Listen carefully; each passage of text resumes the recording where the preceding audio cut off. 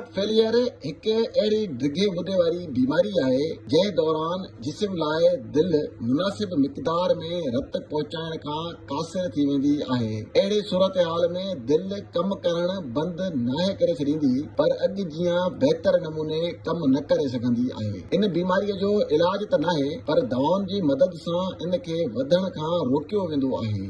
सुठी ॻाल्हि इहा आहे त मर्ज़ खां बचण घणो ॾुखियो नाहे।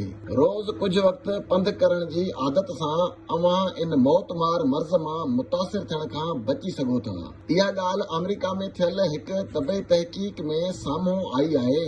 बफेलो यूनिवर्सिटीअ जे तहक़ीक़ में ॿुधायो वियो आहे त हार्ट फेलियर खां बचण लाइ रोज़ 4000 क़दम पंधु करण फ़ाइदेमंद आहे। इन तहक़ीक़ में 63 खां 99 सालनि जे उमिरि जे 6000 औरतुनि खे शामिल कयो वियो। नतीजनि मां ख़बर पई त रोज़ सरासरी तौर ते 3600 क़दम पंधु करण सां हार्ट फेलियर मां मुतासिर थियण जो ख़तरो 26% ताईं घटिजी सघे थो। मुहक़िक़नि ॿुधायो त उमिरि वधण सां सख़्त सरगर्मियूं मामूल बणाइण ॾुखियो थी वेंदो आहे पर रोज़ 3 खां 4000 क़दम पंधु करण ॾुखियो न आहे ऐं इन सां दिलि जी सिहत खे बि फ़ाइदो थिए थो।